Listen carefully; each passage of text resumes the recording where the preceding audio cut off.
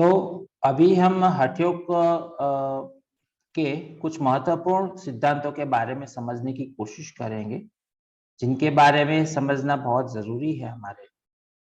तो है नाड़ी, चक्र, कुंडलिनी शक्ति, प्राण, उपप्राण और पंचकोश। तो उसके अंतर्गत सबसे पहले हम नाड़ी के बारे में समझते हैं। अलग अलग ग्रंथों में नाड़ी के बारे में क्या बताया है वो समझने की कोशिश करेंगे।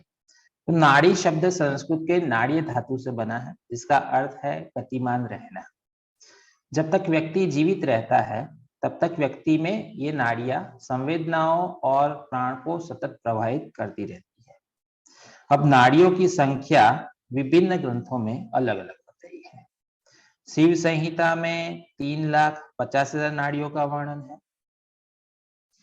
मानव शरीर में 3.5 लाख नाड़ियां है, ऐसा भगवान शिव ने बताया है शिव संहिता में।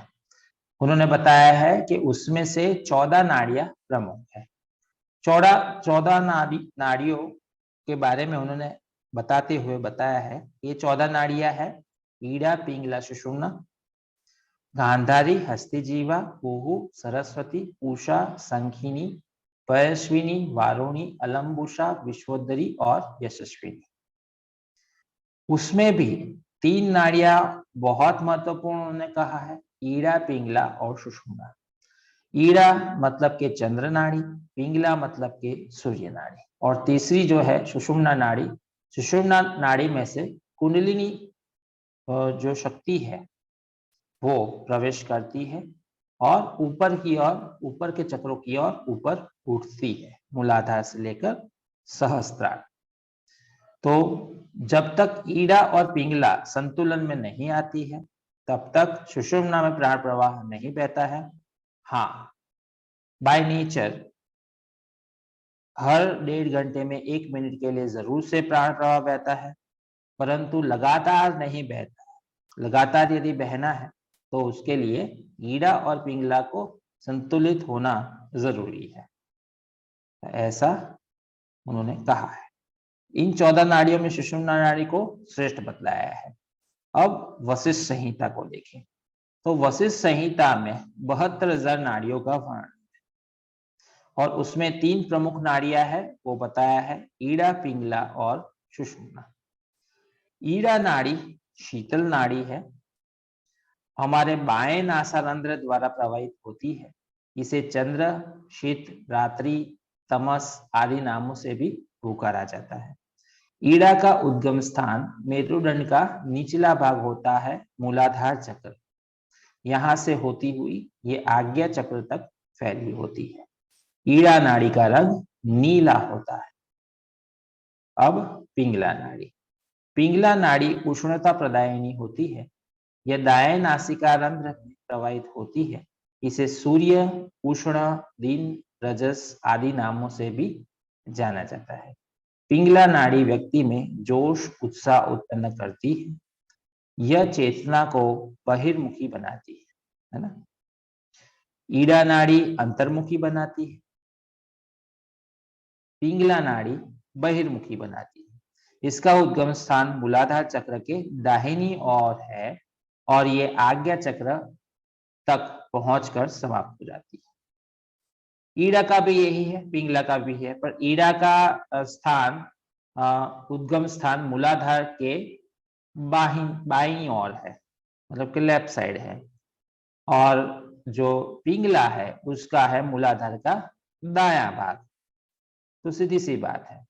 तो ऐसे सर्पिले कार वो होती है, दोनों नाड़ियां क्रॉस होती रहती है जिगजैग स्वरूप में, और बीच में से पसार होती है सुषुम्ना नाड़ी।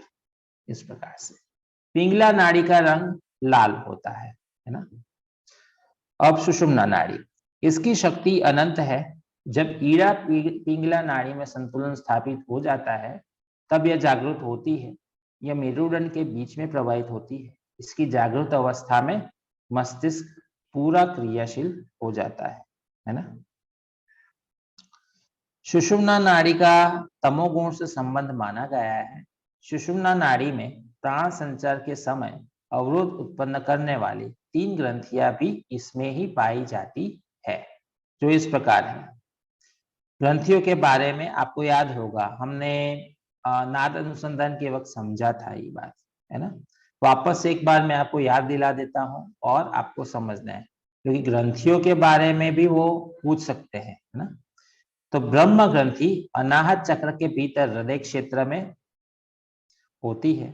विष्णु ग्रंथि विशुद्धि चक्र के भीतर कंठ के क्षेत्र में, रुद्र ग्रंथि आज्ञा चक्र के भीतर भूमध्य क्षेत्र में होती है। तो ये स्थान यदि कोई पूछे आपको तो आप बता सकते हैं। अब इसका कार्य क्या है वो समझाऊं मैं आपको। ब्रह्म ग्रंथि क्या है? जब आपकी कुंडलिनी ऊर्जा नीचे से ऊपर उठ रही है, मूलाधार से ऊपर उठी सुषुम्ना में से, मूलाधार में से स्वादिष्ठान में गई, वो ऊर्जा स्वादिष्ठान में से मणिपुर में गई, मणिपुर में से अनाहत चक्र में जाने की कोशिश कर रही है। अनाहत चक्र के द्वार पर वो जस्ट पहुंचने की कोशिश कर ही रही है, वहां पे एक ग्रंथि उस ऊर्जा को ऊपर उठने से रोकता है। मतलब के तो एक ग्रंथि बीच में आती है, उसे कहते हैं ब्रह्म ग्रंथि, एक प्रकार से उसे लॉक कहेंगे। उस समय ऊर्जा को ऊपर उठने के लिए विशेष प्रयास करना पड़ेगा, ठीक है ना। मतलब कि आपको उसे उठाने के लिए विशेष प्रयास करना पड़ेगा, उसे ब्रह्म ग्रंथि कहते हैं। ब्रह्म ग्रंथि में से ऊर्जा ऊपर उठी और अनाहत चक्र में प्रवेश कर गई। अब ऊर्जा को उठना है अनाहत से विशुद्धि की ओर। तो विशुद्धि की ओर वो आगे बढ़ रही है, आप बढ़ाते हो उसे ऊपर की ओर उस ऊर्जा को। तब विशुद्धि पर पहुंचने से पहले एक और लॉक आता है जिसे कहते हैं विष्णु ग्रंथि। विष्णु ग्रंथि को पार करना पड़ता है, तो उसे ऊपर उठाने के लिए विशेष प्रयास करने पड़ेंगे आपको। विशेष प्रयास करने से वो ऊर्जा विशुद्धि चक्र में जाती है, वो जाती है, फिर विशुद्धि चक्र में पहुंच जाती है विशेष प्रयास करने से। फिर वो ऊर्जा ऊपर उठेगी और आपके भूमध्य क्षेत्र में जाए, तो वहां पर भी एक ग्रंथि उसे आगे बढ़ने से रोकती है, उसे कहते हैं रुद्र ग्रंथि। तो वहां पर भी आपको थोड़ा विशेष प्रयास करना पड़ेगा, इसके लिए आप उसे और ऊपर उठाने की कोशिश करोगे तो रुद्र ग्रंथि का भेदन हो जाएगा और फिर वो ऊर्जा पहुंच जाएगी आपके आज्ञा चक्र में। आज्ञा चक्र में पहुंचने के बाद ब्रह्म नाड़ी के माध्यम से वो ऊर्जा आपके सहस्त्रार में पहुंच जाएगी। क्यों? क्योंकि यहाँ पे ईड़ा पिंगला सुषुम्ना तीनों का जो मार्ग है वो खत्म हो जाएगा यहाँ आज्ञा चक्र में। फिर ब्रह्म नाड़ी अपना काम करेगी, ब्रह्म नाड़ी के माध्यम से वो ऊर्जा आपको ऊपर उठाना है। तो ये गतिविधि यहाँ से होगी, मूलाधार से लेकर सहस्त्रार की घटना ये होगी। इसीलिए हठियों के ग्रंथों में मूलाधार से लेकर आज्ञा चक्र तक के ही चक्रों के बारे में बताया है, उन्होंने सहस्त्रार चक्र के बारे में बात नहीं बताया। कारण बस यही है उनका, क्योंकि यहाँ पे तीनों नाड़ियों का कार्य समाप्त हो जाता है, फिर ब्रह्म नाड़ी को कार्य करना है, ब्रह्म नाड़ी अपना काम करती है। तो हठयोग में वर्णित कुंडलिनी शक्ति भी इसी नाड़ी के भीतर उपस्थित सबसे सूक्ष्म नाड़ी ब्रह्म नाड़ी में ही गति करते हुए सहस्त्रा में जाके शिव को मिल जाती है। शिव को मिल जाना मतलब के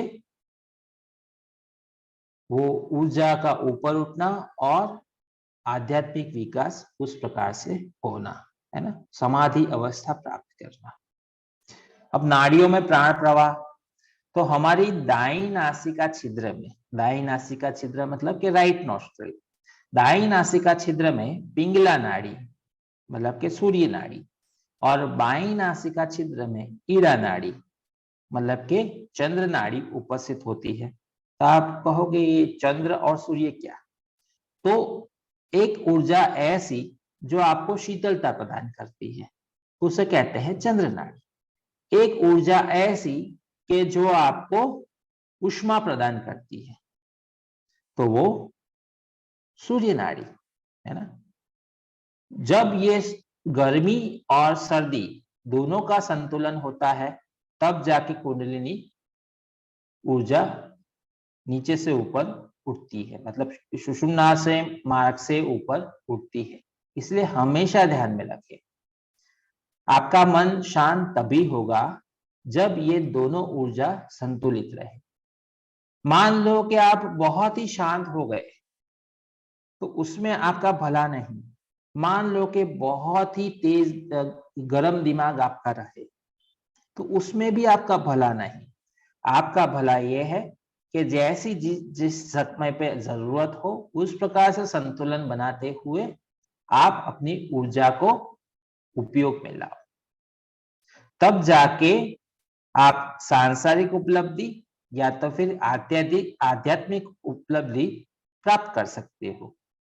यदि संतुलन है तो ही प्राप्ति होगी, जो भी प्राप्ति हो, भौतिक हो या फिर आध्यात्मिक हो, है ना। तो हमेशा हमें संतुलन में रहना चाहिए और संतुलन का ख्याल करना चाहिए। ऐसा नहीं भाई मैं तो शांत हो जाऊं, एकदम शांत होना मतलब कि प्रवृत्तिहीन हो जाना, कुछ न करना, ये भी खराब। और अतिशय कर्म करना, बहुत प्रवृत्ति करना, सौर ऊर्जा को बढ़ाना भीतर की, वो भी नहीं सही। एक संतुलन होना चाहिए आपके अंतर्गत, है ना। तो इस प्रकार से हमें सारे कार्य करने चाहिए।